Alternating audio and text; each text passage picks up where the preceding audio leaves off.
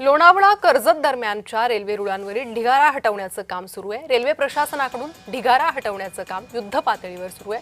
लवकरात लवकर रेल्वे सेवा सुरू करण्याचे प्रशासनाचे प्रयत्न आहेत। लोणावळा कर्जत दक्षिण पूर्व घाट विभागातील मंकी हिल आणि खंडाळा स्थानकांदरम्यान रुळांवर दरड कोसळली होती। ही दरड हटवण्याचं काम सुरू करण्यात आलेलं आहे।